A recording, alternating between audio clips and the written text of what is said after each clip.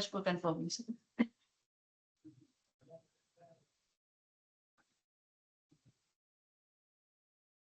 We will start the session now.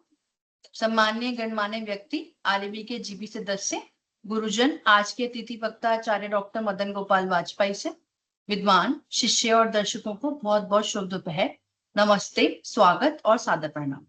आप सभी ज्ञान गंगा एक ज्ञान यात्रा साप्ताहिक वेबिनार श्रृंखला के 207वें एपिसोड में आज हमारे साथ जुड़े हैं। मैं डॉक्टर जितिका तुग्गल आरबी की ओर से आज के सत्र के लिए आप सभी का स्वागत करती हूँ।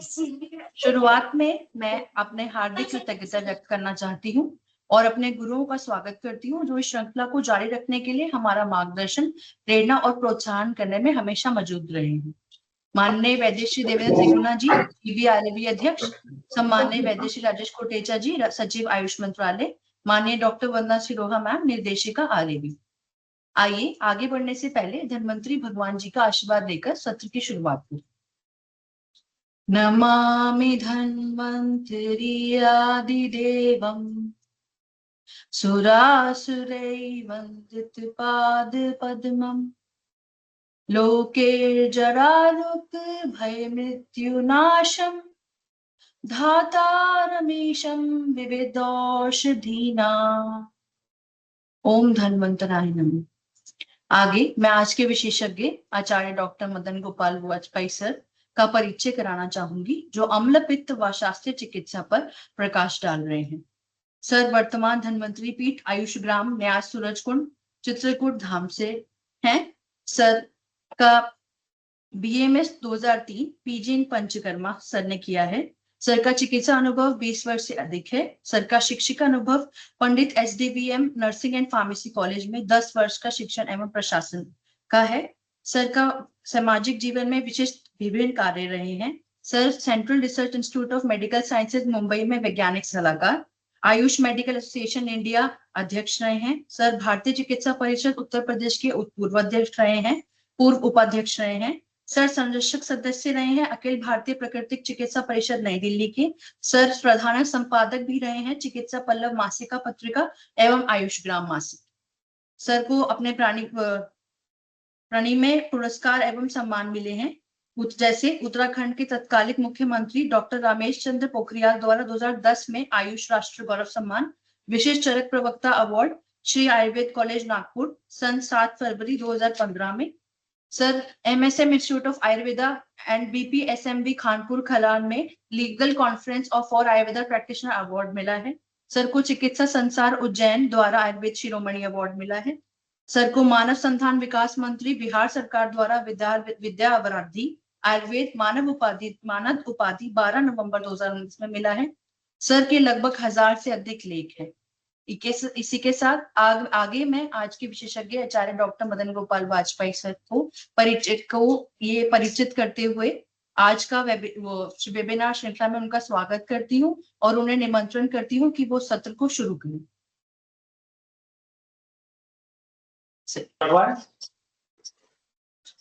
स्वास्थ्य देवं सदा रोगिणाशे रतं श्रीहरिं क्षीरमब्जं मुदा प्रार्थये आयुरारोग्यपूर्णं सदा मे भजे धन्वन्तरिं विश्वमीशं भजे।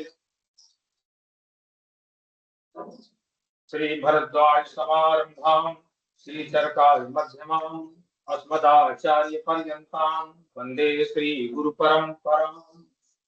गुरुगीं प्रकुर्वन् पठतमनुविचां मेखलां निर्विसूत्रं बिभ्राणां शिक्षणाणां संयमृगं बाणविद्यां वशिष्ठा कन्दस्याम् अभिरामो वितमजनसुवासो पातु श्रीरामचन्द्र प्रथमचन्द्रां रौरीं रौरवान् मां सुवर्णकूटं रजतादिकूटं माणिक्यकूटं मणिरत्नकूटम् अनेककूटं बहुवर्णकूटं श्रीचित्रकूटं शरणं प्रपद्ये। श्रीपाणिनिसमारम्भां श्रीमाता प्रसादमध्यमाम् अस्मदाचार्यपर्यन्तां वन्दे श्रीगुरुपरम्पराम्। माननीय आयुष मंत्री भारत सरकार, आयुष मंत्रालय, आयुष सचिव वैद्य राजेश कोटेचा जी, आरबी अध्यक्ष वैद्य देवेंद्र त्रिगुणा जी, निर्देशक आरबी डॉक्टर वंदना सिरोहा, संचालक समिति के सभी सम्मानित सदस्य, सभी आदरणीय राष्ट्रीय आयुर्वेद विद्यापीठ के गुरु, प्रिय शिष्य गण तथा ज्ञान गंगा अकादमी संचालक श्रोतागण, आज चर्चा करनी है अमृत और उसके शास्त्रीय चिकित्सा पर। आज की जीवन शैली का बहुव्यापी रोग हो गया है अमृत, जिसे मॉडर्न मेडिसिन में या मॉडर्न की भाषा में हाइपरएसिडिटी कहते हैं। एक एजेंसी की रिपोर्ट बताती है कि भारत में लगभग 20% लोग इस रोग से पीड़ित हैं। तो एक चिकित्सा संघ के अनुसार ध्यान देने की बात है, ये रोग भारत की आम समस्या बन चुकी है और भारत की 70% आबादी इससे पीड़ित है। याप और साल तक पहुंच जाने वाला नैदानिक दृष्टि से ये रोग विसंग मोहकर कहलाता है। आचार्य माधवकर ने ऐसा कहा है। अर्थात बड़े बड़े चिकित्सक भी इसकी सही पहचान करने धोखा खा जाते हैं और जब सही पहचान नहीं होगी तो चिकित्सा सही नहीं हो पाती है। इसीलिए हाइपरएसिडिटी यानी अम्ल से ग्रस्त लोग जीवन भर दवाएं खाते रहते हैं। कुछ विद्वानों का मत है कि अम्लपित्त और उसकी चिकित्सा का वर्णन संहिताओं में नहीं है, लेकिन मेरी बात पर ध्यान रखा जाए। मैं प्रतिज्ञा करता हूं कि अम्लपित्त उसकी संप्राप्ति और वैज्ञानिक चिकित्सा का उल्लेख संहिताओं में है और ऐसी संप्राप्ति का वर्णन है, ऐसी चिकित्सा का वर्णन हमारी संहिताओं में है। यदि इसका अनुगमन करना प्रारंभ कर दिया जाए तो और हमारे आयुर्वेदक इस पर ध्यान दें तो एक नए राष्ट्र का निर्माण हो सकता है। क्योंकि अगर हम विचार करें कि 70% आबादी अमृत से पीड़ित है और 70% आबादी के सुधार का तात्पर्य राष्ट्र की अधिक से अधिक जनमानस का शारीरिक, मानसिक, आंतरिक, बौद्धिक और सामाजिक स्वास्थ्य सुधार। अब हम चर्चा करते हैं, संहिता पर आते हैं, मूल विषय पर आते हैं। भगवान पुनर्वस आत्रेय अपने शिष्यों को उपदेश कर रहे हैं, व्याख्यान दे रहे हैं। सबसे पहले उन्होंने अजीर्ण के लक्षण बताना प्रारंभ किया। तो तत्सलिंगम अजीर्णस्य विष्टम्बासुरम तथा स्वरूप से मूर्छा के ब्रह्माकृष्ट विग्रह जंभांग वर्त तृष्णा के जरत शब्द प्रवाहणम अरोत को विपाकस्य घोरमन विसंसत संसृज्यमानम तिक्तेन दाहम तृष्णा मुखामयान जनत्यंग पित्तम से पित्तजान शाम परम गदान। ये अंडरलाइन है कि जनत्यंग पित्तम से पित्तजान शाम परम गदान। ये कारण अम्लपित्तम जनयन्ति अम्लपित्तम जनयति, ये कारण अम्लपित्त को जन्म देते हैं और साथ साथ अन्य जो पित्त रोग है उनको भी जन्म देते हैं। इस उपदेश में भगवान पुनर्वस आत्रेय ने जो जनक अम्लपित्तम से पित्तजान शाम गदान कहा है, इससे और ज्यादा क्या स्पष्ट हो सकता है कि अम्लपित्त और अम्लपित्त रोग की उत्पत्ति कैसे होती है। इसका वर्णन चरक संहिता में है और इतनी स्पष्टता के बावजूद भी कह देना कि संहिताओं में अम्लपित्त का निदान और चिकित्सा का वर्णन नहीं है, कितना कहना उचित है। अजीर्ण की उत्पत्ति, फिर घोर अन्नजिस की उत्पत्ति, यह अन्नजिस पित्त से मिल करके अम्लपित्त और अन्नपित्त रोग उत्पन्न करता है। उक्त आर्ष वचनानुसार जब हम आर्ष वचन की बात करते हैं, आर्ष शब्द जो है ऋषि प्रोक्तम आर्षम, जो ऋषियों के द्वारा जो वचन कहे जाते हैं उसको हम आर्ष वचन कहते हैं। तो उक्त आर्ष वचनानुसार अम्लपित्त की जब संप्राप्ति हम निर्धारित करते हैं तो हमें फिर से भगवान पुनर्वस आत्रेय के चिकित्सा अध्याय में 15वें के 42, 43, 44 को फिर से स्पर्श करना पड़ेगा और जो 44वां है ना, उसके अंतिम चरण पर विशेष ध्यान देना होगा, जहां पर भगवान पुनर्वस आत्रेय स्पष्ट बताते हैं कि ये कारण आहार को अम्ल बना देते हैं।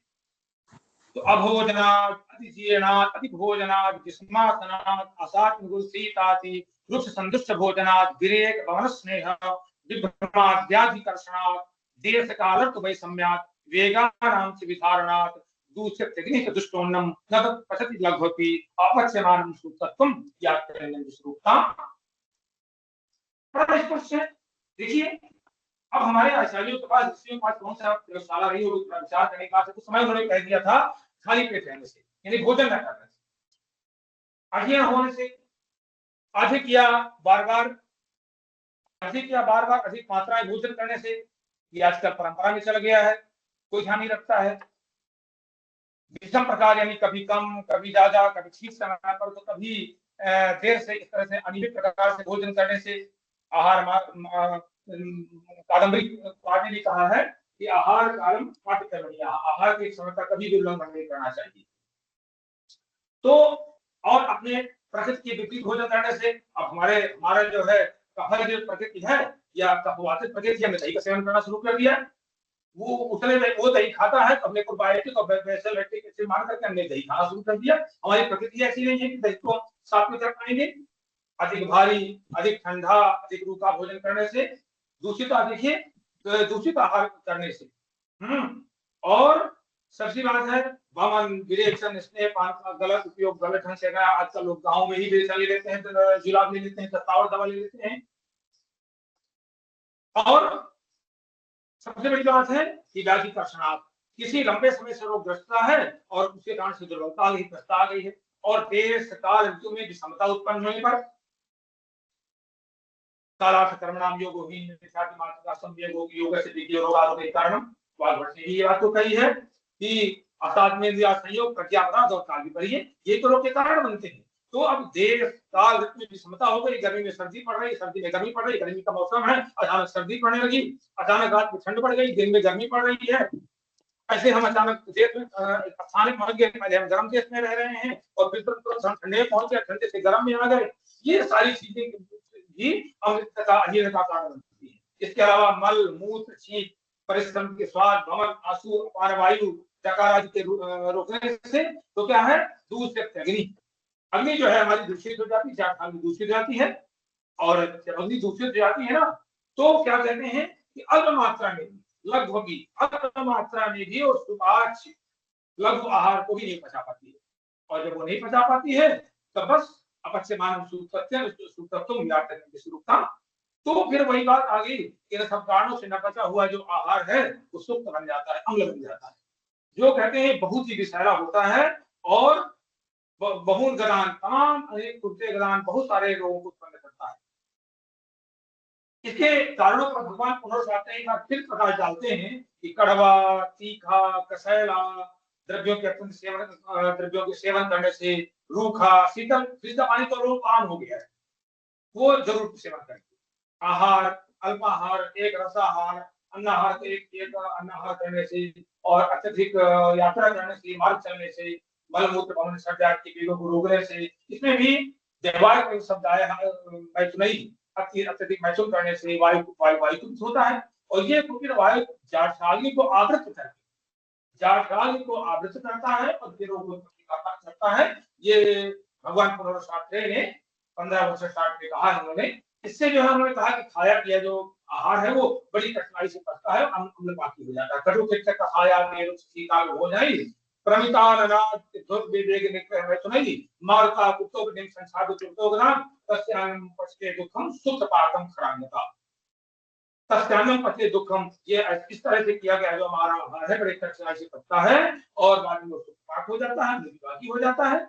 इस प्रकार से अम्ल पित्त की संप्राप्ति इस तरह से बनती है। पहले तो एक सेवन, फिर वातादि प्रकोप, इसके बाद जाठराग्नि दोष, फिर आपकी रसदृष्टि, अन्नवाष्प दृष्टि, और इसके बाद फिर भी ये सब कुछ होता रहता है। इसके बाद फिर हम एक सेवन करते रहते हैं तो फिर अजीर्ण, फिर सूक्तता अम्लोत्पत्ति, और फिर अम्ल का पित्त के साथ संतृष्टता, और फिर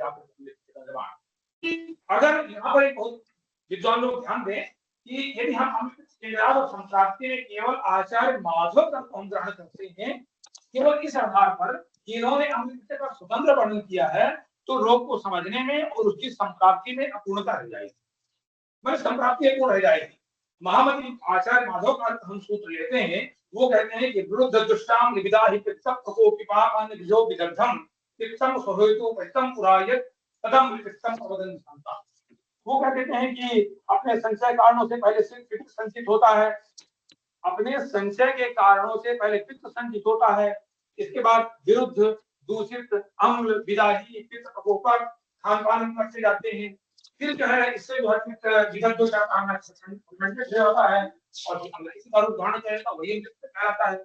ये आचार्य माधव के द्वारा बताई गई इस निदान संप्राप्ति को 45 बार कर लेते हैं, जो भगवान पुनरुत्थान के द्वारा जो अभोजनात् प्रतिभोजनात् और अजीर्णात् विस्मासनात् और असात्म गुरु शीताल शीताति रुक्ष संदुष्ट भोजनात्, इसका क्या होगा, यानी रुक्ष गुरु विस्मासन व्याधिकर्षण वेग विधारण जो का मूल अमृत के मूल में अजीर्ण है और उसकी उत्पत्ति में जो वायु प्रकोप कारण है जिससे अग्नि प्रभावित होती है, फिर आहार अम्ल होता है जिसे भगवान पुनर्वाते चिकित्सा 42-43 वाले बताया, उसका क्या होगा। अगर चलिए हम एक बार आचार्य माधव को स्वीकार कर लेते हैं, पूर्णता मान चलते हैं, तो वो केवल पित्त की बात करते हैं कि पहले संचित पित्त, और पित्त जब इसके बाद जब दूषित अम्ल पित्त को खान पान करते हैं तब पित्त विसर्ज हो जाता है और फिर धारण कर लेता है, वही अम्ल पित्त कहलाता है। तो पित्त की पंगुता कैसे रहेगी? अगर हमारा पित्त पंगु है तो फिर कैसे काम करेगा? यदि पित्त पंगु है तो खतरे कैसे हो जाएगा बिना वायु के? यहाँ पर कहीं वायु को उन्होंने उल्लेख ही नहीं किया। तो इसलिए हम इसके अगर इसको हम निदान संप्राप्ति को मान लेते हैं तो भी हम हमारी संप्राप्ति अधूरी रह जाएगी। वायु प्रकोप कारणों से अग्नि दूषण, फिर अम्ल पित्त का आगमन बता करके एक और सूत्र ध्यान देने योग्य है सूत्र भगवान धन्वंतरि का कि वायु प्रकोप कारणों से अग्नि दूषण, फिर अम्ल पित्त का आगमन बता करके भगवान पुनर्शास्त्रेय ने भगवान धन्वंतरि के सिद्धांत को प्रमाणित कर दिया है कि अग्नि की स्थिति कैसे बनेगी। कि प्राणापान समान है तो सर्वथा पवनस्त्र भी नायते पालते चापि स्वाम सांप्रतिपादिता, कि वायु ही अग्नि की स्थिति को बनाता है और बिगाड़ता है। प्राण अपान वायु के द्वारा अग्नि प्रज्वलित रहती है और समान वायु के द्वारा फलित होती है। और आप सभी जानते हैं कि पित्त ही अग्नि है, पित्त ही अग्नि है। और अगर पित्त अग्नि इसको मान लेते हैं तो सूत्र में भी कहा गया है कि न खलु पित्त पित्त एकाजन्य विरूपणम उपलब्धते, पित्त के अलावा कोई शरीर में दूसरी अग्नि ही नहीं है। तो वायु से अग्नि की स्थिति इससे प्रभावित हो जाती है। और एक चीज बहुत ध्यान देने की है, वैज्ञानिक बात बताना चाहूंगा भौतिक सिद्धांत को लेकर के कि वायु से अग्नि की स्थिति इसलिए बनती है, प्रभावित होती है वायु से, क्योंकि आकाश साध वायु और वायु भाई अग्नि का पिता ही वायु है, अग्नि का पिता ही वायु, तो वायु तो पिता से तो प्रभावित होता, व्यवहार में भी देख लीजिए तो वायु से तो अग्नि को प्रभावित होना ही है।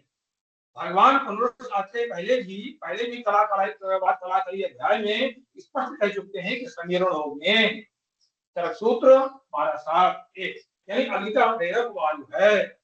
एक बात और ध्यान देने की बात है कि महामती आचार्य माधव ने अमृत के निदान संप्राप्ति के संबंध जो सूत्र दिए हैं, ये मेरी बात ध्यान रिपोर्ट करने योग्य है, वही एक सेम टू सेम यथावत प्रकाशकार में और योग रत्नाकर में भी यथावत मिल रहे हैं। तो हम ये बिल्कुल नहीं मान सकते हैं कि आचार्य माधव की अम्ल पित्त रोग पर स्वयं की मौजूदता है, जब वही चीज हमको माधव निदान में मिल रही है, सेम टू सेम वही योग रत्नाकर में मिल रही है, तो हम नहीं मान पा रहे हैं कि आचार्य माधव की अम्ल पित्त रोग पर स्वयं की मौजूदता है, स्वयं की खोज है। अब हम मारीच कश्यप के द्वारा उपदेश जो काश्यप क्षमता है, जिसको हम प्रतिजीविकी तंत्र कहते हैं, उसको हम आरोहण करते हैं, उसको हम उसमें हम अवगाहन करते हैं, उसमें डुबकी लगाते हैं तो पाते हैं कि अम्ल के समय मारीच कश्यप ने भगवान पुनरुत्थान के चिकित्सा स्थान जो 15, 42, 43, 44 है, जो मैंने कहा भोजनाथ ऋषिनाथ भोजनाथ कृष्णानाथ अर्थात गुरु सीता के रूप संयुक्त भोजनाथ जो मैंने पहले कहा, उसका एकदम भाष्य किया है, एक तरह से अपना सुदर्भास किया है। आप सुनेंगे जब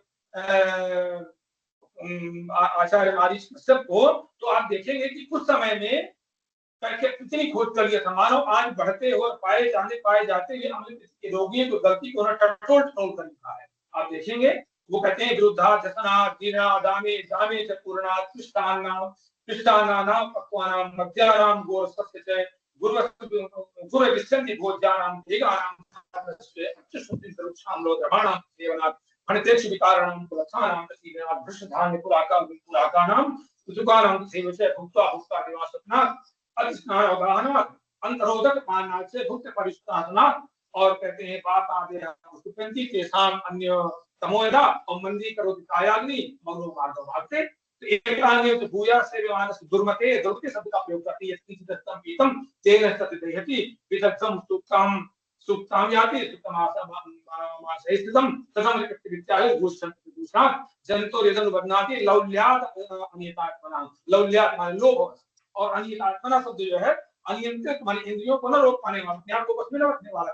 देखिएगा कि मारीच कश्यप ने जो ये भाष्य किया है, और उन्होंने लगता है कि आजकल के सारी चीजों को उन्होंने विरुद्धाहार मात्रा 220 कोष और 4-5 संयोग तो जो आहार करते हैं, और अध्यसन पहले का भोजन पचा नहीं और फिर से खा लेते हैं, और अजीर्ण भुजते तो अध्यसन मुचते, अजीर्ण शरीर में आहार को बचते रहने से पहले इसका पचन आना हुआ है और अभी छाती में चले जाते हैं। पिच्ची और मैदा से बने व्यंजन, अपक्व, मध्य, दूध को भी यहाँ पर ले लिया, गरिष्ठ अभिसंधि जैसे दही के सेवन करने से, मलमूत्र भवनादि के वेगों को रोकने से, गर्म चिकने रूखे खट्टे द्रव पदार्थ के अत्यधिक सेवन करने से, द्रव पदार्थ की बात की है, आजकल एक परंपरा चल गई है खूब पानी की, मॉडर्न की देखा देखी जो है, हम भी ऐसी सलाह देने में आ रहे हैं कि लोग भी जो पूरी तरह से गलत नहीं, पूरी तरह शास्त्रीय है। क्योंकि भगवान धनवंतरि के सूत्र में 46 साल 99 में उन्होंने अत्यंत विश्वास धातु धारण से इसको भी अपमान पाया है। योग रत्नाकर सरकार ने जल प्रकरण में अधिक जल पीने का सभी रोगों के उत्पत्ति का कारण बताया है। मैं बहुत स्पष्ट कर देता हूँ उसको। जलाधिक्यान और क्षणा आम प्रजायते आम प्रजक मंदालती मंदाल विचार जीर्णतम अजीर्ण जरूरत पत्ते जुराबी धातुनासनम अथास्मात सर्वरोगा जायते सर्वत्र। कहते हैं कि अत्यधिक जो पानी पीते हैं, कहते हैं बहुत पानी पियो, 4 लीटर पानी, ये कौन तरीका है भाई? जितनी प्यास लगे, जितनी आवश्यकता है पानी पीजिए। तो कहते हैं उससे आम की वृद्धि होगी, मंडाल में जीर्ण होता है, बना बनेगी। ऐसे ही जो महर्षि कश्यप हैं वो कहते हैं राम गंगा से पदार्थ तुलसी आदि के सेवन से धुने धुने खाना ही खाना है। अंकुरितन और भात का पिंड, चिवड़ा, पोहा तो आजकल घरों घरों में चलने लगा है, जबकि पोहा चिवड़ा जिसे हम कहते हैं वो तो गुरु है। चिवड़ा या पोहा कोई नहीं छोड़िए, ये तो हमारे संहिता में कितना वर्णन है। और सबसे बड़ी बात आप देखिए कि महाभारत जफर में जिस समय वो सुदामा जी लेकर के गए भगवान कश्यप, तो चिवड़ा ही लेकर के गए, चिवड़ा ही शब्द, चावल लेकर के नहीं गए, चिवड़ा ही लेकर के गए। तो भरपेट भोजन करके दिन में सोने से, बहुत स्नान करने से, जल में अवगाहन करने से, भोजन के मध्य बहुत पानी पीने से, बासी आहार आजकल घर में हो गया ब्रेड बिस्किट नमकीन खाने से, फिर जाकर वो कहते हैं इससे जो है बात को होते हैं, फिर जब खाली मंद होती है और जैसे अग्नि मृत्यु हो जाती है, फिर भी वो मूर्ख व्यक्ति कहते हैं, हाँ वो उन्होंने जुर्मते शब्द कहा है कश्यप जी ने, और अनितात्मना कहा है। कहते हैं जो मूर्ख व्यक्ति है उसी तरह खान पान करने लगता है, करता रहता है, और या फिर वो विदग्ध होता है, होने लगता है, वही जो है अम्ल भाव प्राप्त हो जाता है, वही अम्ल आमाशय में रहता है, उधर असही मानो उसी तरह वही चीजें फिर खाता पीता रहता है, और विदग्ध पिछले का दूषित हो जाता है, फिर उत्पत्ति होती है। आप देख रहे हैं कि महर्षि कश्यप भी आचार्य माधवकर की भांति निदान में केवल पित्त को दोषी नहीं बता रहे हैं, महर्षि कश्यप भी केवल पित्त को दोषी नहीं बता रहे हैं, बल्कि वातादि होने की बात कर रहे हैं। हम इसे भगवान पुनरुशास्त्र के उपदेश का भाष्य इसलिए भी कहा कि पुनरुशास्त्र ने भी, आप ध्यान देने की बात है कि पुनरुशास्त्र ने भी हम लोग को अपच्यमानम सूक्तत्वम, जिसे मैंने पहले कहा है अपच्यमानम सूक्तत्वम व्यापन विश्रुताम, वहां पर भी सूक्तता कहा है। और महर्षि कश्यप ने भी विदग्धताम सूक्ताम सूक्तमामाशयितम, महर्षि कश्यप ने भी विदग्धता और सूक्ष्मता शब्द का प्रयोग किया है, हम लोग सूक्ति ही कहा है, इसलिए हम इसको मान लेते हैं। अब प्रश्न बनता है कि दोष हमेशा दूसरे को दूषित करते हैं, इसके बाद रोगोत्पत्ति होती है, तो आम्ल कथन में भी पहले धातु ही दूषित होती है ना। सरक कहते भी हैं कि रसाद विश्व संतुष्टम कुर्याद रोगाण साधिजान, बहुत स्पष्ट कह देते हैं कि महर्षि कश्यप ऐसा उदाहरण बताते हैं जो शायद, देखिए रस धातु की दृष्टि का महर्षि कश्यप इतना सुंदर उदाहरण बताते हैं जो हर दुनिया में किसी को ढूंढने नहीं मिलेगा। अभिसुखे यदाक्षीरम प्रक्षिप्तम दविभाजनम चित्रमेवा मृतामेति पूर्ति भाव मुचितचति रस धातु गंगे भुक्तम लेते। कहते हैं जैसे दही के बर्तन, लोग जिसमें दही जमाया जाता है, प्राचीन काल में मिट्टी बर्तन होते थे, स्टील और चीनी पॉट तो था नहीं, तो कहते हैं और मिट्टी के बर्तन में जमाया हुआ दही ऐसा भी होता है। दही के बर्तन में जैसे दही जमाते हैं, उस बर्तन को अच्छी तरह सुखाया ना जाए और उसमें फिर से दूध डाल दिया जाए तो दूध तुरंत खट्टा हो जाता है, उसकी तुरंत चुटकियां बन जाती हैं। उसी प्रकार अम्ल पित्त रस धातु को भी अम्ल पित्त बना देता है। अम्ल पित्त के रोगी में रस धातु भी अम्ल होने लगती है, फर्मेंटेड होने लगती है, और ऐसे अपने भोजन करने से फिर वो आहार हो जाता है। तो जब महर्षि कश्यप को देखते हैं तो एक बार हम संप्राप्त में थोड़ी सी परिवर्तित कर लेते हैं। एक तो हेतु सेवन, वो आता है दोषों का प्रकोप, कायाग्नि मंदता, और फिर जाकर अजीर्णोत्पत्ति, आहार की विदग्धता, और अम्लता, फर्मेंटेशन, आमाशय और अम्ल। वायु में, वायु की बात ऐसे देनी पड़ेगी कि वायु में दरअसल वायु में आसपारी बलवान गुण होने से, अन्य कोपन का विशेष सामर्थ्य होने से, हाँ दरअसल वायु में आसपारी गुण है, बलवान गुण होने से, अन्य कोपन का विशेष सामर्थ्य होने से कुपित वायु अजीर्ण में मुक्त, कुपित वायु अजीर्ण में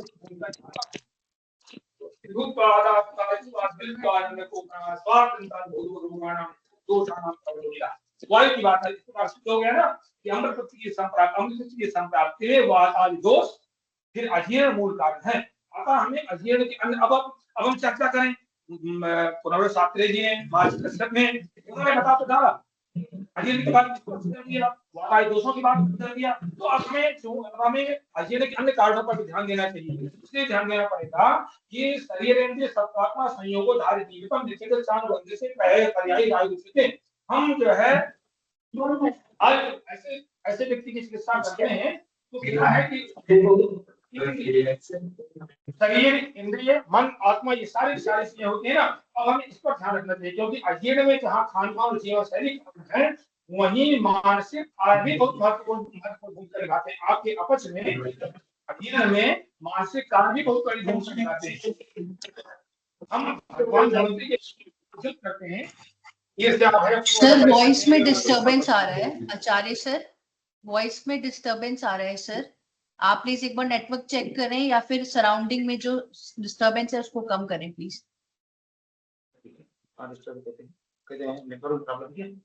देखिए आवाज आपको ठीक है? उनकी आ रही है, आ रही है। हाँ थोड़ी दिक्कत है। जी सर शुरू करें, कृपया शुरू करें सर। जी जी इस प्रकार सिद्ध हो गया कि मॉडरेटर जी आप बाकी सभी को म्यूट कर दीजिएगा। मॉडरेटर जी आप सभी को म्यूट कर दीजिए। Everybody else is muted, sir. Only the sound is coming from the background of Acharya sir only. Okay. Everybody is muted, sir. Yes, sir. I've already checked. Thank you. Thank you. आरंभ करें? Yes, sir. Please, sir. आरंभ। हाँ चर्चा हम कर रहे थे कि अमृत की संप्राप्तियां जहाँ पर बाधाएं जो मूल कारण है वहीं हमें अन्य कारणों पर भी ध्यान रखना पड़ेगा ना, क्योंकि सब तो आत्मा शरीर संयोग धार जीवसम हमारा आयुर्वेद जो है मन शरीर आत्मा इंद्रिय को ध्यान रखना है। इसलिए हमें अजीर्ण के अन्य कारणों पर ध्यान देना पड़ेगा। तो अजीर्ण में जहाँ पर खान पान जीवन शैली कारण है वही मानसिक कारण भी बहुत महत्वपूर्ण है। भगवान वहां पे यहाँ पर भगवान के वचन को ध्यान रखना पड़ेगा कि ईर्ष्या भय क्रोध परीक्षा लुठिया रूप से ईर्ष्या भय क्रोध परीक्षा लुठिया सुख है नहीं पीड़ित प्रत्येक युक्तियां से विमान समय परिणाम थी और मार्तया विभक्तम पक्षम चांदन में जीवती चिंता तो है क्रोध दुख सैया जागरी ये सारे बीमार खाने भगवान कहलाते हैं। वो कहते हैं कि ईर्ष्या से इसको लेकर ईर्ष्या से परेशान है क्रोध से ग्रस्त है, लोभ तो मानसिक से युक्त है, उसका भी वो भी अजीर्ण से ग्रस्त हो जाता है।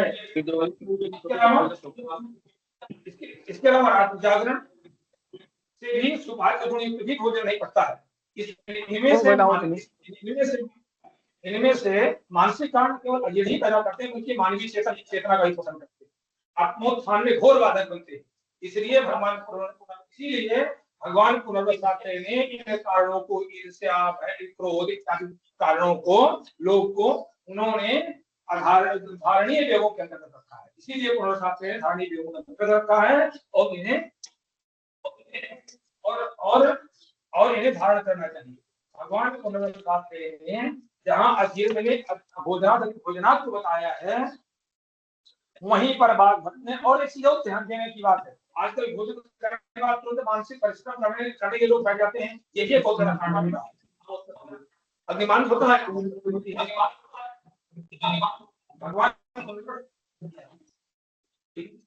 भगवान पुनर्वसाते ने जहाँ अजीर्ण में भोजन को बताया है वही बात भट्ट बहुत सुंदर सा उदाहरण देते हैं। न भोजने न काया दीप्ते नाति भोजना यथा निरंजनों करते रक्तवाद होता। आपने देखा होगा कि महर्षि कश्यप अमृत निदान को संप्राप्त में विरुद्ध आहार को सबसे पहले कहते हैं क्योंकि भगवान पुनर्वसाते ने विरुद्ध आहार के दोषों में अमृत को रखा है। महर्षि कश्यप ने फिर से इस बात को रिपीट कर दूं कि महर्षि कश्यप ने सबसे पहले विरुद्ध आहार को कहा है अमृत में। इसी भगवान पुनर्वसाते विरुद्ध आहार के दोषों में तो भगवान भी रखा है किलास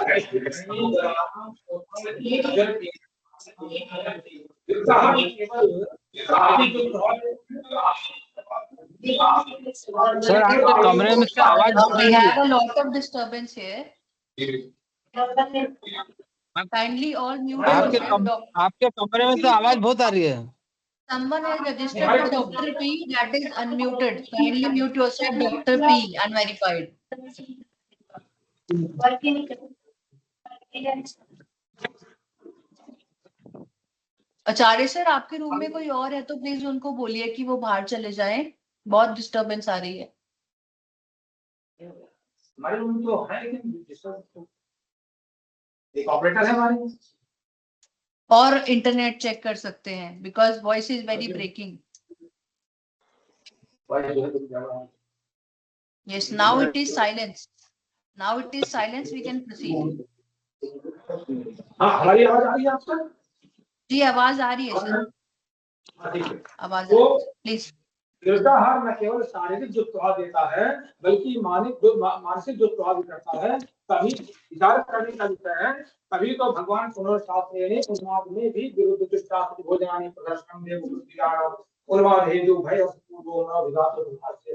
कह करके गिरजाहार को सर्वसम्मूल्य किया है। और वो इसलिए कि गिरजाहार से अजीर्ण आम मंदाग्नि और स्रोतोरोध वायु को पीछे देकर अम्ल की उत्पत्ति ये चीजें उत्पन्न होती है। ये जानने का विषय है कि हर्ष तो वायु के अधीन है, लेकिन प्रसन्नता उससे मेधा के अधीन होती है। मनोव्याहार से और हर्षोत्सायुनी, ये सारा सूत्र बात।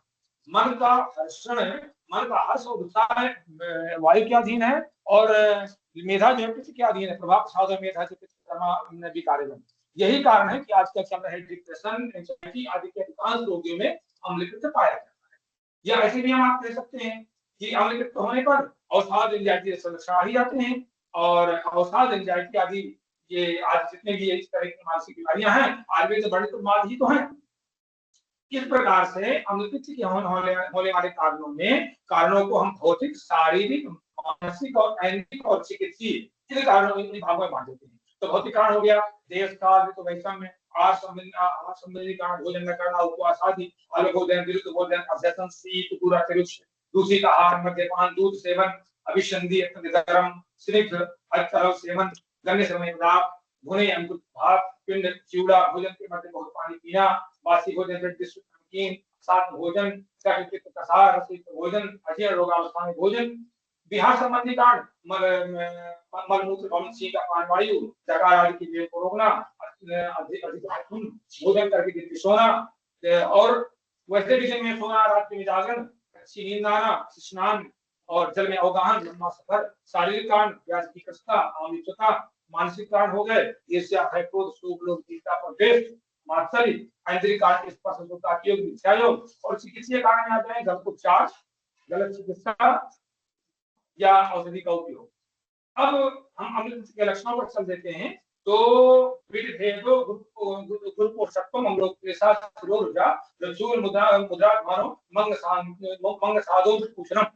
और कंठोर सी विधेयते रोम हर्ष जाके सामान्य लक्षण के तक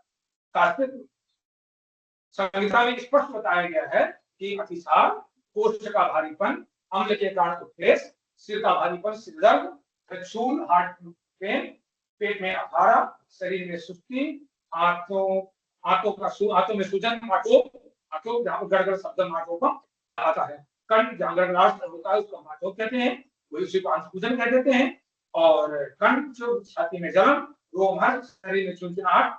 इसके अलावा अम्ल रस के एक और चीज ध्यान देने की बात हम लिखते हैं कि अम्ल रस के सेवन से जो जो आचार्यों ने उपद्रव बताए हुए हैं वो भी अम्लपित्त में सामने आ जाते हैं। जैसे रक्तम दूषयति, मांसम विदारयति, कायम शिथिलीकरो, शरीर में शिथिलता, रक्त दोष और क्षीण दुर्बलानाम स्वयं मापादयति। आप जो दुर्बल हैं वो उनमें सूजन उत्पन्न होने लगती है, और गले में जलन, छाती में जलन। इसके अलावा अजीर्ण के जो भी लक्षण पहले बताए गए हैं जैसे मूर्छा, भ्रम, पीठ और कमर में चकराहट, शरीर अंगमर्द, ये भी ज्वर, पीड़ा के भी लक्षण आ जाते हैं। यदि इसमें वात की प्रधानता है, ध्यान देने की बात है, छाती, गले और शरीर और अंगों में शिथिलता, जमाई और पित्त की प्रधानता रहे, अगर पित्त की प्रधानता है तो विदार, मानसिक भ्रम, चक्कर आना और प्रधानता, भारीपन, सर्दी होता है। और इसी तरह से अन्य लक्षण जो है अंशांश कल्पना के अनुसार ध्यान रखना चाहिए। वात पित्त बढ़े हैं तो उसी तरह के लक्षण रहेंगे। यदि वात का बढ़ा है तो तदनुसार लक्षण, और पित्त का बढ़ा है तो तदनुसार लक्षण रहेंगे। आचार्य माधोकर ने ऊर्ध्व और अधो अम्लपित्त को दो भागों में बांट दिया है। अब प्रश्न बनता है कि अम्लपित्त जो है ऐसा क्यों होता है? इसका समाधान पुनर्शास्त्र से हमें वैज्ञानिक रूप से प्राप्त होता है। देखिए, जब हम एकम शास्त्रम अध्ययनों में विद्या शास्त्र तस्मात बहुत सुता, इसलिए भगवान धनवंतरि उपदेश करते हैं कि एक शास्त्र के द्वारा हम कभी शास्त्र का निश्चय नहीं कर सकते हैं, इसलिए बहुत सुता, बहुत शास्त्रों को ध्यान में रखना चाहिए। तो ऊर्ध्व और अधोग हमने को जब माधव को बताते हैं तो इसका समाधान में पुनर्शास्त्र देते हैं वैज्ञानिक रूप से। वो कहते हैं कि उसका कारण ये है कि चूंकि अमरस पृथ्वी और अग्नि महाभूतात्मक है और पृथ्वी भारी और अग्नि की गति ऊर्ध्व होती है, अतः शरीर सिद्धात्मकास्तु प्रायणादो भाजः अग्नि मार्ताचार प्रायणो भाजः। यदि अम्ल पित्त में पृथ्वी महाभूत का अंश अधिक है तो अम्ल पित्त अधोग होगा, यदि अग्नि महाभूत का अंश अधिक है तो ऊर्ध्व अम्ल पित्त होगा। और ऐसे क्योंकि अग्नि क्या कहते हैं, थोड़ा सा जानने का विषय है। ऊर्ध्वम गच्छति सा अग्नि का स्वभाव है ऊपर ही जाएगी, कितना भी नीचे लटका दे लेकिन अग्नि का स्वभाव ऊपर ही जाएगी। तो ऊर्ध्वम गच्छति अग्नि उसको इसीलिए कहते हैं। यदि अम्ल पित्त में केस समझ में आ ही गया होगा। इसी क्रम में एक और भी उन्होंने कहा कि जनक अम्ल पित्तम से पित्तदान शापरान पित्त के 40 विकार भी सामने आ जाते हैं अम्ल पित्त में, तमाम जैसे धूमक अम्ल इत्यादि जो है ये सारे के सारे आ जाते हैं। इसी क्रम में एक और बात ध्यान रखने की बात है, हमने अग्नि की कई बार बात की तो सुश्रुत की एक बात ध्यान रखने योग्य है। और चरण ने भी कहा है कि पितृवाग्नि न खलु पित्तव्यति रेखा धन्य अवधूत उपलब्ध थे। शरीर में पित्त के अतिरिक्त कोई ऐसा तत्व नहीं जो अग्नि के अलावा जो जिसे अग्नि माना जाए। अग्नि और पित्त एक ही है। इस तरह से ये ध्यान देने की बात है कि जब पित्त में विकृति आ जाएगी तो अम्ल पित्त के कारण से जब पित्त में विकृति आ जाएगी यानी अग्नि में विकृति आ जाएगी तो पाचक, रंजक, भाजक, आलोचक और साधक ये तीनों ये पांचों प्रभावित होने लगते हैं। अब जिससे पाचन और अगर हमारे पाचक तो प्रभावित हो ही जाता है तो क्या है कि पाचन प्रांत रस मूत्र मूत्र का विवेचन, पित्त और भूत अग्नि धातु का शक्तिदान, रक्तोत्पादन, दृष्टिदाकार क्योंकि वो आलोचक पित्त से होना है, और मेधा भेद संहिता में मेधा धारणा प्रत्याहारादि स्मृति ध्यान और त्वगत ताप का और उष्मा का नियंत्रण, शरीर कांति सभी छायाओं का राजक पित्त और स्वक मार्ग विहित द्रव्यों का पाचन करना, हाँ ये जाकर के भाजक पित्त। और सबसे बड़ी बात है कि आपने देखा होगा कि अमृत का रोगी घबराता रहता है, बेचैनी रहती है, उसका आत्मबल कमजोर पड़ जाता है, बार बार चिकित्सा में बड़ी घबराहट होती है, उसका आत्मबल छीन पड़ जाता है। उसके पीछे कारण ये है कि क्योंकि एक हमारा गड़बड़ हो तो मूल वाला गड़बड़ हुआ तो अन्य पांचों हमारे गड़बड़ हो जाएंगे तो साधक पित्त भी गड़बड़ हो जाता है। और साधक पित्त का स्थान हृदय है, आप सभी जानते हैं। तो हर्ष, प्रसन्नता, बुद्धि, मेधा, मनोबुद्धि, आत्मविश्वास और मन प्रसादी ये कार्य, इसलिए वो रोगी कहने लगता है। इसलिए हमें उसमें परेशान होने की आवश्यकता नहीं होती है, हम पित्त को ठीक करेंगे तो साधक पित्त में ठीक हो जाएगा। और साधक पित्त से ही हृदय कितनी बनती है तो उसमें कई बार संदेह होने लगता है कि हार्ट डिजीज हो गई। एक और तथ्य यहाँ पर तार्किक रूप से विचारणीय है, बहुत अच्छा विचारणीय है और समझने के योग्य विषय है कि अम्ल की वृद्धि या अधिक अम्ल की उत्पत्ति होने से और उसे पाले रहने से उससे वही हानि होती है जो मद्य सेवन से होती है। जो मद्य सेवन से होती है वही हानि होने लगती है। लोग कहते हैं मैंने कोई मद्यपान नहीं किया मेरी किडनी क्यों फेल हो गई, मैंने कई मद्यपान नहीं किया मुझे क्यों हो गया। अरे भैया पहले आपको अजीर्ण होता गया, आपका वायु पित्त होता गया, अम्ल की उत्पत्ति सूक्त अम्ल की उत्पत्ति होती गई तो वही क्यों मैं प्रमाण दे रहा हूँ ना, मैं तो नहीं कह रहा हूँ, साठ प्रमाण है। श्रेष्ठम अम्लेश मध्यम चार चिकित्सा 24 अम्ल मध्य जो है श्रेष्ठ अम्ल है, मध्य जो है अम्लात्मक है, तो सभी अम्लों में मध्य श्रेष्ठ है। तो जब जो है कह देते हैं सीधे सीधे मध्य अमृत संशोभा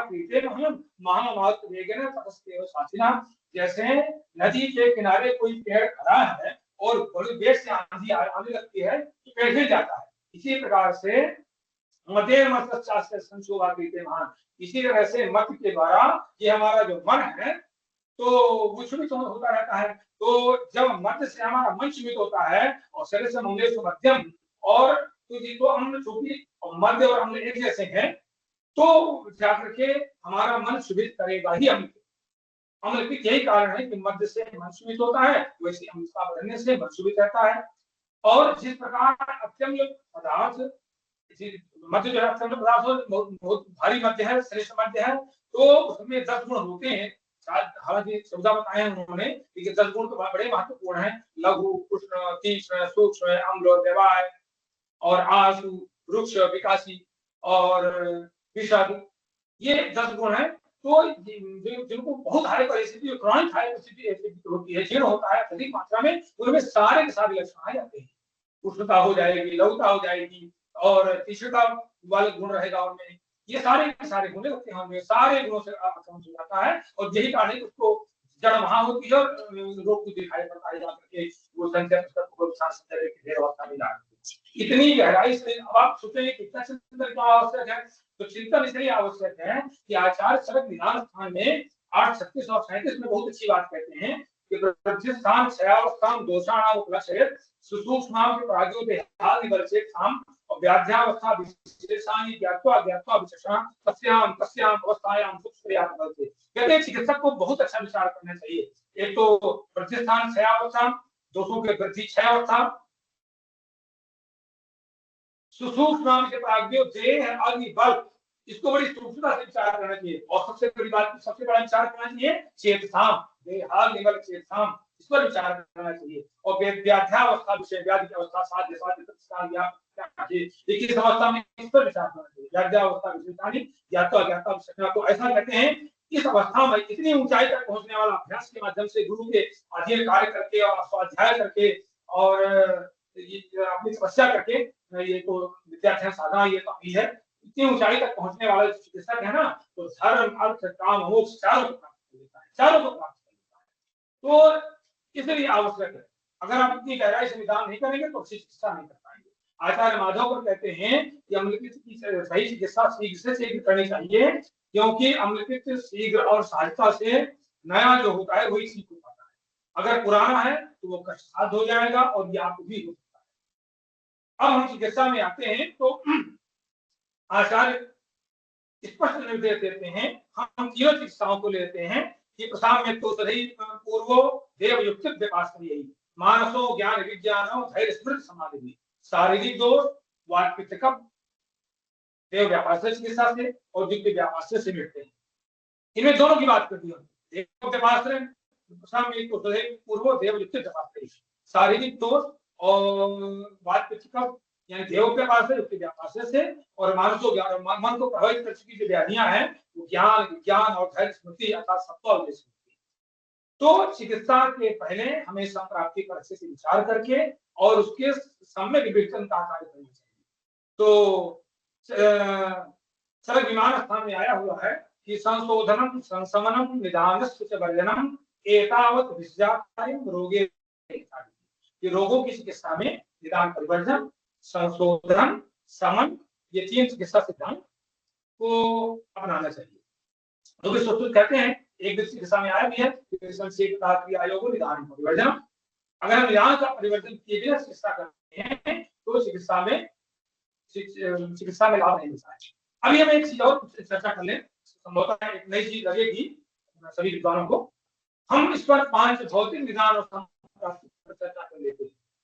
हम 5 भौतिक निदान पर चर्चा कर लेते हैं। चिकित्सा में भगवान धन्वंतरी ने एक समग्र सूत्र दिया है, बहुत ज्यादा नहीं है, अगर देख सकते हैं में तो एक भगवान धन्वंतरी का एक सूत्र है कि भूते हुए परम यस्मान नास्ति चिंता चिकित्से।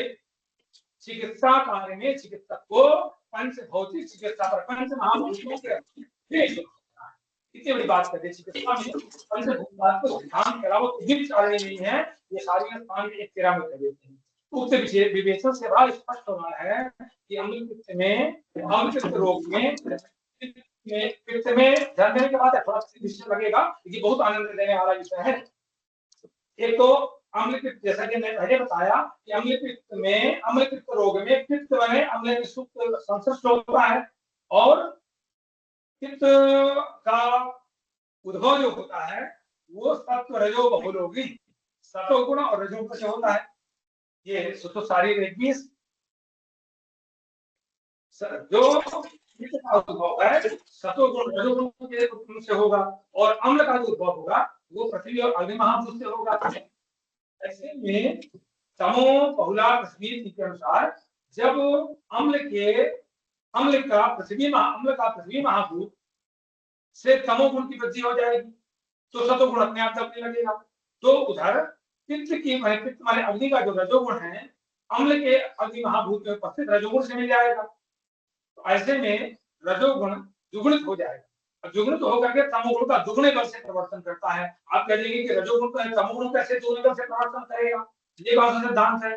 क्योंकि रजोगुण और तमोगुण का नियत संबंध होता है। ये सरल विमान 695 संबंधो रजस तमसो परस्पर रजस को क्योंकि रजोगुण और तमोगुण का नियत संबंध होता है और रज के बिना तम परिवर्तित नहीं होता। परिणामतः तमोगुण से मोहांश बढ़ जाएगा और प्रमाद आलस्य निद्रा तन्निबद्धनादि भारतो जीत प्रमाद आलस्य निद्रा मूर्ता क्षिप्रता विक्षिप्तता का भाव उत्पन्न होने लगता है।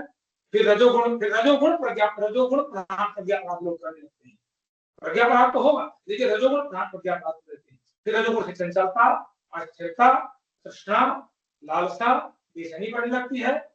तब अमृत के रोगी में फिर जाकर के उत्प्रेष, रक्षूल, रोहर्ष और भी घबराहट, बेचैनी, ये तमाम चीजें, तमाम समस्याएं जो रजोगुण से संबंधित हैं, तृष्णा, लालसा, अस्थिरता और ये सब चीजें आएंगी। मैं ठीक हो पाऊंगी, नहीं ठीक हो पाऊंगा। रोगी के चिकित्सा नहीं, तमाम चिकित्सा बदलता रहता है। लेकिन चिकित्सा का अगर वहां पर ध्यान दे दिया उसने कि नहीं इसमें रजोगुण से बढ़ा हुआ है, तो ये इस संप्राप्ति पर ध्यान दे दिया, भूत के चिंता चिकित्सक तो अच्छे ढंग से चिकित्सा कर सकता है। इसीलिए अम्लपित्त की जो चिकित्सा हो, वो इस तरह से चिकित्सा व्यवस्था इस तरह से चयन हो ताकि सतोगुण बढ़े और रजोगुण और तमोगुण बढ़े। क्योंकि हमें मानसिक और शारीरिक दोनों को ध्यान में रखना है ना, क्योंकि हमें जो शारीरिक और मानसिक दोनों दोष पाए जाते हैं तो हम शारीरिक दोषों पर ध्यान रखते हैं और बाद में मानसिक दोषों केवल और केवल हम जो है जब कहीं मानसिक रोगी आए इस पर ध्यान देते हैं। लेकिन जबकि शरीरम सत्वमान दिए थे असत्व शरीरम, शरीर हमेशा मन का अनुकरण करता है और मन हमेशा शरीर का अनुकरण करता है। तो इसके बिना हो नहीं सकता। अगर शरीर हमारा रोगी हो जाएगा तो मन रोगी होने लगता है, मन रोगी हो जाएगा तो शरीर रोगी होने लगता है। तो दोनों पर ध्यान रखने की करनी चाहिए। तो शोक, चिंता, ईर्ष्या, भय, क्रोध, लोभ, दीनता आदि से निवृत्त हो। इसके लिए सत्तावधि चिकित्सा का प्रयोग हो। मन को अहितकर विषय से हटाकर हितकर विषय, विनम्रता, लोक कल्याण, परोपकार के कार्य लगाना चाहिए। इंद्रियों का संयम, सात्विक आहार, निद्रा आहार, निद्रा ब्रह्मचर्य इन तीनों को स्तंभ होकर पालन करना चाहिए। रजोगुण तमोगुण आहार विहार, जिसे गीता के सप्तम अध्याय में बताया गया है, उससे रोगी को निवृत्त करना चाहिए। आहार विहार दोनों से अध्यसन, विरुद्धासन, समासन, विषमासन का त्याग करना चाहिए और देवोद्यमाश्रय चिकित्सा के अंतर्गत जप, होम, तीर्थाटन, उपवास, मणि धारण, शांति पाठ, मंगलाचरण इत्यादि का प्रयोग होना चाहिए। इससे मन प्रसाद होता है और सतोगुण की वृद्धि होने लगती है। अब हम जब चिकित्सा की बात आती है तो वैसे जनतावादी कार्य कहते हैं, हालांकि शास्त्रों में भावप्रकाशाचार्य ने भी बताया, काशिप संहिता ने भी आगे भी चिकित्सा के अंतर्गत भगवान गुरु शास्त्री। तो लेकिन हम संक्षेप के लिए हम वैश्विक रत्नावली कार्य को ले लेते हैं। तो ऊर्ध्वगम पंगय धीमान अधोगम रेशम। अगर ऊर्ध्वक अमृत है तो वमन कराना चाहिए और अधोग है तो रेशम देना चाहिए। योग भाषा कारगिस को बड़े सरल से कह देते हैं कि पूर्व तो वर्णन कालीन पश्चात मुद्रेशनम कृतवान की ब्रेकस्य सेवनम कहते हैं कि ऊर्ध्वांग अमृत के भवन कराना चाहिए, इसके लिए पूर्वकर भवन कराएं और अधोग अमृत के विरेचन कराएं। और एक चीज और है, फिर जो है पश्चात अनुवासन और गुरु का प्रयोग कराना चाहिए।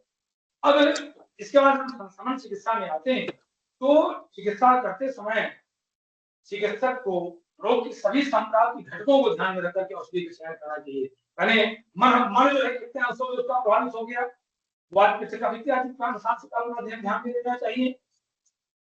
पंचमहाभूतों के जो पंचमहाभूतात्मक जो संप्राप्ति है जो हमने बताया, ऐसे ही विचार कर लेना चाहिए। तो चिकित्सा करते समय चिकित्सक को रोगी के संप्राप्त संपूर्ण घटकों को, जैसे मैंने कहा ना कि निदान में उन्होंने बता दिया है कि मन से शाम की सब बताया उन्होंने, तो ये ध्यान में रखकर और फिर हमें औषधि का चयन करना चाहिए। तो एक हमने जो अपने अनुभव पाया है जैसे कि रसराज सुंदर में जो स्वर्ण सूत्रशेखर है, आजकल मार्केट में यही उपलब्ध है। हमेशा इसी को बना रहे हैं, स्वर्ण सूत्रशेखर, स्वर्ण को अलग करके सूत्रशेखर रस आर्य शास्त्र संग्रह में भी है, वो भी काम करता है, बहुत प्रचलित है। लेकिन हमने रसचंदांशु ग्रंथ में ये रक्त सूत्रशेखर आप देखेंगे बहुत विशेष प्रभावशाली होता है। हम उसको बहुत प्रयोग करते हैं। ये रसचंदांशु ग्रंथ का ये योग है। इसमें एक तो देखिए सबसे बड़ी बात है रस सिंदूर है, इसमें रस सिंदूर पाया जाता है।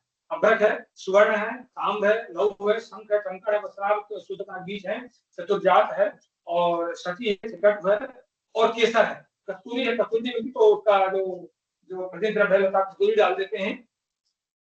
और धनराज की भावना है, ये बहुत ही अभ्यर्थ औषधि है। और राजसी देखिए इसमें अगर हम लोग मंडूक पढ़ने के साथ भावना दे देते हैं ना, तो ये विशेष तो बहुत अच्छा है, रज और तम को हटा करके मन पर विशेष प्रभाव दिखाने लगता है। तो ये वातानुलोमन भी करता है, रसायन का भी कार्य करता है, आसुरी है, दीप और काम करता है। और क्योंकि रोगी बार बार रोगी निर्भर हो जाता है ना, रोगी हमेशा ही शिकायत करेगा मैं कमजोर कमजोर, क्योंकि ये बलवर्धन भी करता है और रक्तचाप को भी घटाता है। क्योंकि भृंगराज की बहुत अच्छी भावना, भृंगराज की भावना उसमें भी है। उसमें थोड़ा सा अंतर ये बात का है कि उसमें बिल्व मज्जा है, बिल्व मज्जा नहीं है। तो रक्तचाप का भी बहुत अच्छा ये नियंत्रण करता है। और तमाम रोगियों तो हम देखते हैं कमी से चिकित्सा करते करते रक्तचाप सामान्य हो जाता है, उसको हाई ब्लड प्रेशर है वो सामान्य हो जाता है। तो अब लीला विलास रस ये रसवृंद का है। देखिए लीला विलास रस जो है ना, एक रसेंद्र साल संग्रह का सब जगह निर्माण होता है, लेकिन इसमें ये बहुत प्रचलित है। लेकिन इसमें भृंगराज की मात्र 3 भावना का ध्यान है। और जो आप रसवृंद का है जिसका उल्लेख आकर ने भी किया है, ये बहुत अच्छा है। इसमें कचरी तो है ही, ताम्र भस्म है ही और अभ्रक है, वसरोचन भी है। और इसको अर्जन करके लघु देने का विधान है। फिर उसमें हरित की विभूति आमल पास के 25 भावनाएं देने का विधान है। और 25 भावनाएं से भृंगराज 25 ये भृंगराज से पर्याप्त भावित होने से ये विशेष काम करता है, रसायन हो जाता है और ये शुद्ध स्राव करता है, आम दोष का पाचन भी करता है। और जो भृंगराज है ना, इसमें के एक गुण है। मान लीजिए कहीं पर रोज में कमी पाई जाती है क्योंकि पित्त की वृद्धि से पित्त की वृद्धि से जो आंखों पर आलोचित पित्त की वृद्धि से जो है तो आंखों पर प्रभाव पड़ने लगता है, बाल जल्दी पकड़ने लगते हैं तो ये चक्षुष के संयम भी। डॉक्टर इजहार अहमद, काइंडली अनम्यूट योरसेल्फ।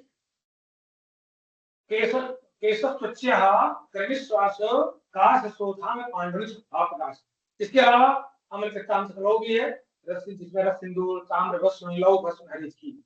एक और योग बहुत अच्छा प्रचलित है और प्रयोग करने लायक है, ये रस योग सागर का है। ये कामधास्त्र मुक्ता है। ये इसमें मुक्ता, प्रवाल, संघ, सपर्द, मुक्ता, स्वर्ण गैरी का योग है। और देखिए विचार करने के विषय है कि कितना अच्छा योग हमारे इतने साल पहले, हजार पहले ये आविष्कृत किया गया था हमारे विद्वानों के द्वारा कि इसमें स्वर्ण गैरी भी है। और ये सुधार, इतने सारे सुधार योग है। अगर जीरा चूर्ण के साथ भोजन के पूरा प्रयोग करते हैं तो आमाशय में पहुंच करके लेप जैसा बना देता है। जो आजकल में तमाम ऐसी दवाएं दी जाती हैं भोजन के पहले देने के लिए और कहते हैं कि वो लेयर बना देता है, तो यही काम ये कर देता है। ये शोध हमारे यहाँ बहुत पहले हो चुका है, जो स्वर्ण गैरी मिलती है। और सबसे बड़ी बात है कि वायु का अनुगमन भी करता है। और चयापचय क्रिया की गड़बड़ी होती है तो तमाम हम कहते हैं प्रत्यक्ष विटामिन डी वगैरह कमी होने लगती है, वो उसकी पूर्ति सदा कर देता है। अनुगमन करता है। और क्षारीय तो रक्त में अम्लता हो ही जाती है। सर ने कहा क्षारो या माधुर्यम अमृत के संयोग से क्षार अम्ल को मिलाने से हम लोग न्यूट्रल हो जाता है। तो ये क्षारीय होने से रक्त की अम्लता को भी समृद्ध करता है। और इसमें गुण भी है। और एक बात और मरीज को, रोगी को ये चिंता से भी मुक्त कर देता है कि मुझे हार्ट की बीमारी हो, क्योंकि ये शीतल भी है ना और साधन को बहुत ही बैलेंस करता है। तो जैसे ही गया तो ये हृदय को बलवान बना देता है। और मस्तिष्क को ठीक करता है, क्योंकि जो इसे मुक्ता है वो हृदय है, मुक्ता चक्षुश्री है, तो ये इससे ये मस्तिष्क को बल देता है, शांत करता है, मन को बल देता है, सतो गुण को बढ़ाता है और मन इंद्रियों द्वारा प्रसाद करता है, शरण करता है। यह है निद्रा विनाश। ठीक है, अब हम चर्चा करते हैं आत्मप्रतिकर चूर्ण पर। ये बहुत प्रचलित योग है। ये इसमें कपूरा है, त्रिकट है, दालचीनी है, केला है, विरंग है, मुस्तक है, निशोत है, लवंग है, सकरा भी है। एक चीज तो और उसकी विशेषता पर ध्यान रखने योग है। एक हम रिसर्च में देख रहे थे कि लवंग इसमें बहुत पर्याप्त मात्रा में है, तो लवंग में एंटीऑक्सीडेंट, लवंग को एंटीऑक्सीडेंट बहुत अच्छा माना गया है। तो ये जो है दीपन पाचन करता है, कर्णी और गहनी का नाशक भी हो जाता है, बल का वर्धन भी करने होता है। और लवंग का गुण जो है ना, तो लवंग का गुण शीत होता है, लवंग ठंडी होती है, तो शीत गुण होने के कारण ये सामक है और एंटीऑक्सीडेंट भी है, साथ साथ ये रक्तचाप को भी कम करता है। और एक और गुण इसमें बहुत अच्छी है, बहुत अच्छा है, ध्यान देने की बात है, इसमें निशोथ है। तो आचार्य चरक ने त्रिवृत को विरेचन के लिए अच्छा बताया है। मधुवेशन करके को बार में आप करता रहता है, क्योंकि संयोग में तो भी आप पूछना है। हम लोग क्या करते हैं, बहुत सारे लोग कि अन्य जो है रेशम द्रव्य ले लगते हैं, क्योंकि वो ऐसी चीज है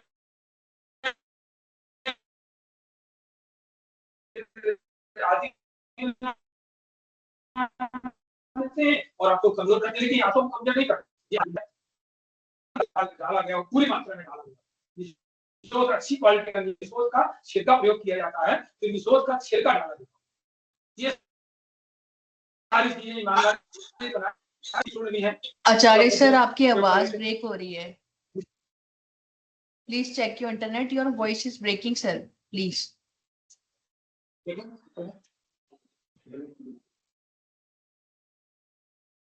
आ रहा है, ठीक आ रही है वो? हाँ जी सर, आ रहा है क्लियर अब। हाँ जी सर जी। एकल चूर्णों में हरिष्टि चूर्ण है, मिश्री के साथ सेवन करते हैं तो देखिए, भले ही ये बहुत लोग खाटक के नाम से उसको जानते हैं, लेकिन ये वातानुलोमन है, हृदय वर्धन है, सभी इंद्रियों का प्रसाद करती है और अधिवर्धन भी है। वातानुलोम घंटों कहते हैं कि वातानुलोमनी हृदयाश्रय इंद्रिय प्रसाद निष्पन्न ध्यान नहीं देते हैं कि इतनी अच्छी वातानुलोमी अवलोकन करती है, हृदय करती है, हार्ट के लिए बहुत अच्छा है, करती है, सभी इंद्रियों को आरोग्य प्रदान करती है। और हम जो है तो आयु को जब देखते हैं ना, फिर हम वहीं पर आ जाएंगे, सत्तात्मा शरीर इंद्रिय संयोगोधार जीव। तो मन आत्मा शरीर इंद्रिय मिलाकर के आयु का निर्धारण होगा, आयु की निवृत्ति होती है, आयु की निवृत्ति होती है ना, तो इंद्रियों के प्रसाद में बहुत अच्छा काम करती है इसकी, बस हम इसको प्रयोग करें अच्छे तरीके से। योग और हम लोग बहुत अच्छे से प्रयोग करते हैं, मधुयष्टि और चंदन का चूर्ण। ये अम्लपित्त नाशक तो है ही, पर ये सत्वगुणवर्धक भी है और रक्तवर्धक भी है, शामक भी है, जीवननाशक है।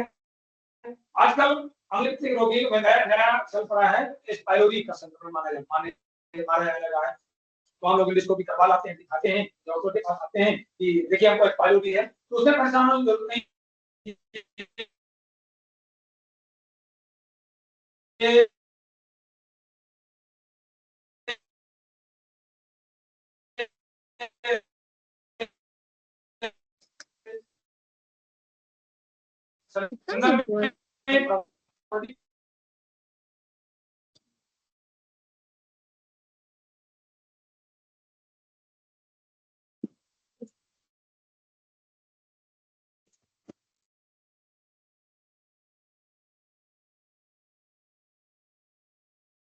आवाज नहीं आ रहा है।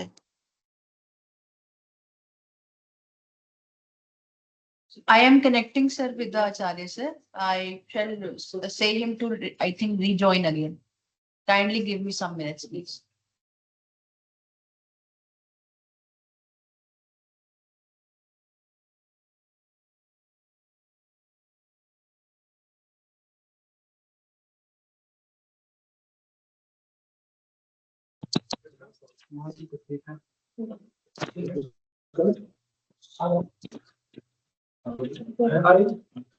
जी सर, प्लीज बोलिए सर, आवाज चला गया था सर।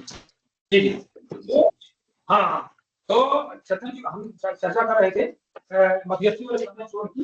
तो ये मध्यस्थी और चंद्रचूड़ का मिश्रण नाशक तो है ही, और ये स्तोगुणवर्धक है, रक्तवर्धक है, सामक है, विघटनाशक है, और इसका अलग नाम किया जा रहा है कांगोली के संक्रमण का। तो चंदन की प्रॉपर्टी पाई गई है कि ये पाइलोरी को नष्ट करता है। और एक बहुत बड़ी बात है, भाव प्रकाश कारण इसको आघातनम, भाव प्रकाश कारण इसको आघातनम। इसके अलावा हम वादा घटपात कराते हैं। अगर हमको बाउंड कराना हो, पदार्थ स्नेहन कराना हो, तो हम भाग करके विवाह कराएं, तो दोनों भाग एक साथ हो जाएंगे। इसको हमने काम हो जाएगा, इसका स्नेहन हो जाएगा। और हिंदुस्तान कई बार देखा जाता है कि बड़े बड़े अमीर से कारण से आमाशय ग्रहण होने लगते हैं, तो उसमें हिंदुस्तान बहुत अच्छा रोल है, क्योंकि उसमें तस्मूल भी है और यह क्षार भी है, और घृत अपने आप है ही। भोजन के पूर्व इंदुकांत घृतम, ये शास्त्र युगम का योग है, इसको 5 ग्राम सेवन कर ले भोजन के पूर्व, तो ये आमाशय घृत को बहुत जल्दी ठीक करता है। सदावरी घृत, सदावरी घृत जो है वो अपने आप में रसायन है, और साथ साथ शीतल है, बलवर्धक है, और व्यवस्थापक है। और सदावरी एक बहुत बड़ी प्रॉपर्टी है जो कि मेधा में मेघ देती है, मेधा को बढ़ाती है। नारियों के लिए, माताओं के लिए जो सम्मान बढ़ाते हैं, उनके लिए उपयोगी तो है ही। तो सदावरी घृत का भोजन के पहले सेवन करना भी हितावह है। और कषाय में का उपयोग करते हैं, पटोलादि कषाय। हम प्रायः जब एक सम्यक औषधि व्यवस्था पर बनाते हैं तो प्रायः सूत्रशेखर, अगर हम सामान्य जो सूत्रशेखर है, तो जो सूत्रशेखर सामान्य 250 मिलीग्राम, लोग में 65 मिलीग्राम मिला देते हैं। लीला विलास रस जो हमने जो वर्तमान को चर्चा किया 250 मिलीग्राम, और मंडूक पर्णी 6 ग्राम। इसको और संघ भस्म मिला देते हैं। तो ऐसे योग जो है सुबह शाम साथ सेवन कराना चाहिए। अगर इससे अच्छा हमें योग देखना है कि हमारा रोगी वहन कर सकता है और शीघ्र प्रभावकारी हमें योग बनाना है, तो रक्त सूत्रशेखर रस, मध्यस्थी चूर्ण, मंडूक पर्णी चूर्ण 2 ग्राम, मध्यस्थी चूर्ण 2 ग्राम, कामधार रस 30 मिलीग्राम, ये मिलाकर के इसमें 2 बार देते हैं। भोजनोपरांत अभिपथी कर चूर्ण देते हैं और 250 मिलीग्राम मिला देते हैं, तो स्वाद का अनुमान जल्दी होने लगता है। और ये जो अभिपथी का चूर्ण है आसपास बन जाता है। दशांग को 10 ml जल में मिला करके दिन में 2 बार। अब हमें पथ्य पर ध्यान देना है, पथ्य पर ध्यान देना है। सुभाष, लघु और सतुगुणी भोजन, ये बहुत ध्यान दें, क्योंकि पथ्य से विदरात्स्य की औषधि निषेवनम और पथ्य से विदरात्स्य की औषधि निषेवनम। जो कोई अगर पथ्य के बिना औषधि कोई लाभ नहीं मिलता है, अगर पथ्य पूरक रहे तो औषधि सेवन की बहुत आवश्यकता नहीं होती है। अगर हम पथ्य पूरक नहीं रहते हैं तो औषधि है। बिना विभेषेर्माधि पथ्यादेव न तो पथ्य भीनानाम भेषदानाम सैकड़ों औषधियां सेवन की जाए, अगर कोई व्यक्ति पथ्य पूरक नहीं रहता है तो उसे लाभ नहीं मिलता है। इसलिए पथ्य अपने आप में पथ्य उसे कहते हैं जो हमारे पथ्य में श्रोता उनके अनुकूल, हमारे बॉडी के स्रोत है, चैनल्स हैं, उनके अनुकूल हो, तो उसको हम उस आहार को, उस क्रिया को हम पथ्य कहते हैं। इसलिए पथ्य में केवल आहार ही नहीं बल्कि हमारी जीवनशैली भी शामिल हो जाती है। इस तरह से अपत्य आहार गरिष्ठ है, विदाई है, चाय, कॉफी, शीतल पेय, पिज्जा, बर्गर, समोसा, कचौड़ी, आलू, दही, बैगन, बेसन, चावल, बासी, ये सारी चीजों पर बासी आहार जो रोग के कारण खाए गए हैं, संक्षेप इस पर ध्यान देना चाहिए। तो अपत्य आहार का सेवन नहीं करना चाहिए। अब मन को शांत करने के लिए बहुत आवश्यक है, तो हम ईर्ष्या से मुक्त हो जाए, हम द्वेष से मुक्त हो जाए, हम तमाम मनोविकार से मुक्त हो जाए, भय क्रोध से मुक्त हो जाए, तो इसके लिए हमें ध्यान, जप, सम्यक निद्रा, ब्रह्मचर्य, उससे उसकी वृद्धि होती है ब्रह्मचर्य पालन से। और जब ओज की वृद्धि होती है तो हमारा मन जो है, हमारा मनोबल बढ़ता है, क्योंकि ओज का स्थान है तो हृदय हमारा मजबूत होता है और बहुत अच्छा संबंध है। स्मरण शक्ति हमारी बहुत अच्छी होती है, हमसे जुड़ी भाषा बताई गई है, हमारे साथ बताई गई है। इंद्रिय संयम, चिंता, तनाव से मुक्ति, प्रसन्नता। अब बच्चे बिहार में मनोविकारों का त्याग करना चाहिए, काम क्रोध का उपयोग बिल्कुल नहीं करें। अब ये मैंने चर्चा की थी, लेकिन हमारा समाप्ति की ओर है, संपूर्णता की ओर है। आप सभी विद्वानों को याद होगा, मैंने कहा था कि मैं प्रतिज्ञा करता हूँ कि अम्लपित्त की संप्राप्ति और अच्छी उत्कृष्ट चिकित्सा, सम्यक चिकित्सा संहिताओं में है। तो मैंने इसको प्रमाण से संहिताओं के प्रमाण देते हुए मैंने इसको पूर्ण किया। प्रतिज्ञा की परिभाषा आचार्य सर बहुत सुंदर करते हैं। प्रतिज्ञा का मतलब नहीं होता कि बहुत प्रतिज्ञा कर लिया। प्रतिज्ञा की परिभाषा आचार्य सर कहते हैं, प्रतिज्ञा नाम साध्य वचनम सर्वज्ञान अर्थीस। प्रतिज्ञा का अर्थ होता है जो हमने वचन कहा उसको हम साध्य करेंगे। हमने सिद्ध किया, प्रमाण से सिद्ध किया कि संहिताओं में अमृत का वर्णन है।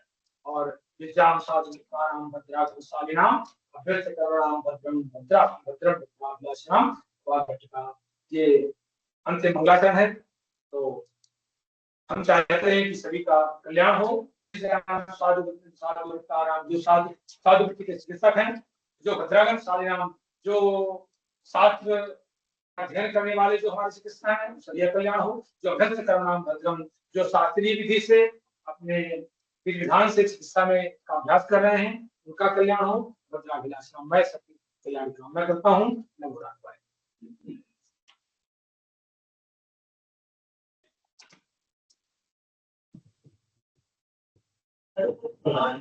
जानकारीपूर्ण सत्र के लिए धन्यवाद सर। मैं प्रश्न आमंत्रित करना चाहूंगी अब हमारे जो CRB स्टूडेंट्स हैं। I request them if you have any query then please ask sir.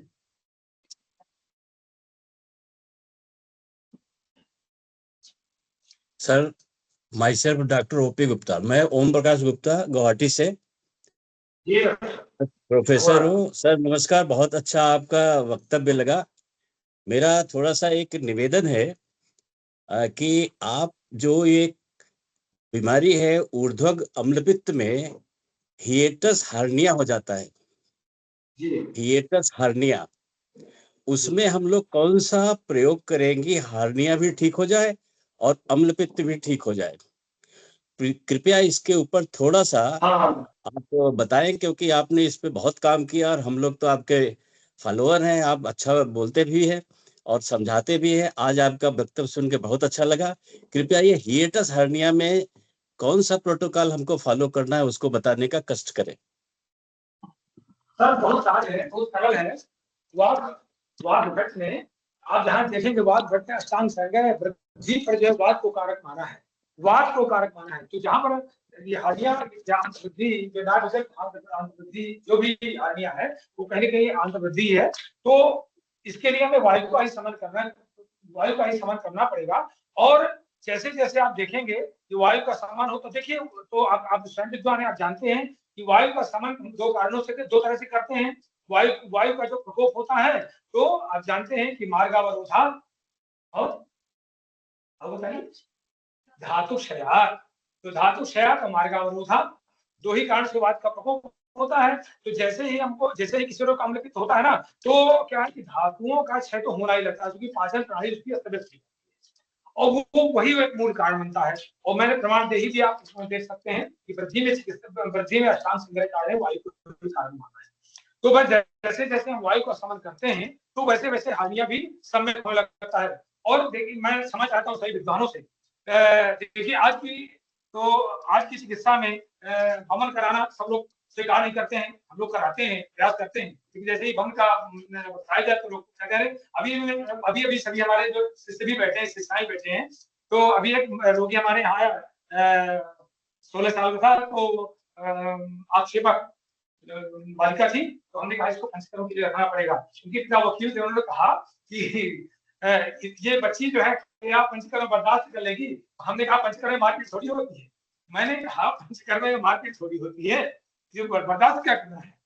तो रही हो किसी को भी। तो कहने का मतलब मैं बताना चाहता हूँ, एक नाभिक प्रदेशम कटवा सूक्ष्म कटवा दो स्वयं विरोध्य सपने है कायम सबूरी समेत सम्यक सुखाई निरसया समस्ती।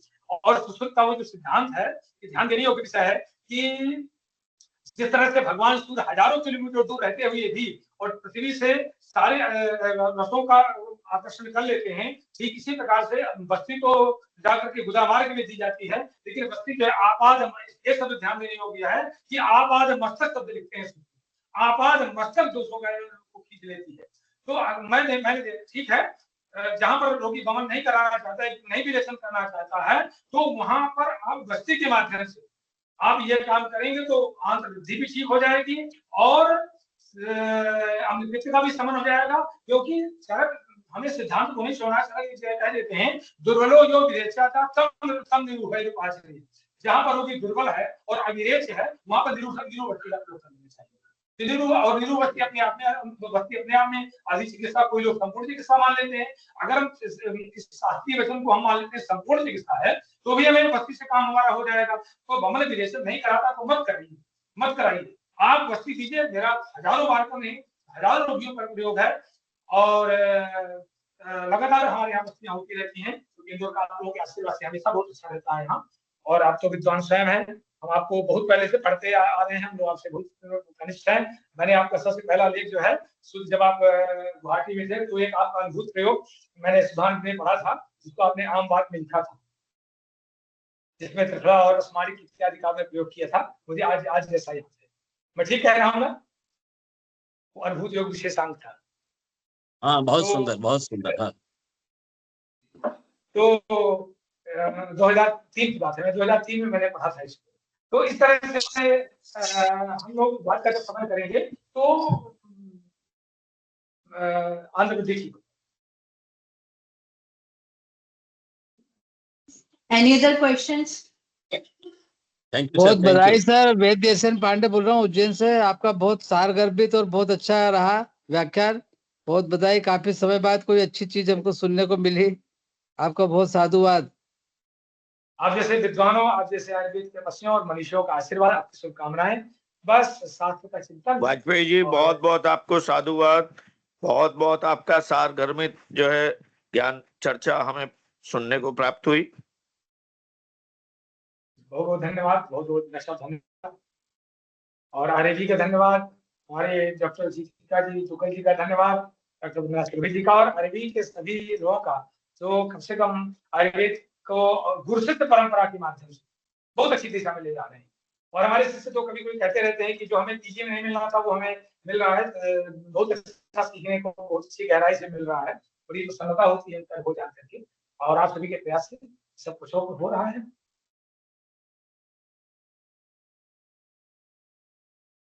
धन्यवाद सर।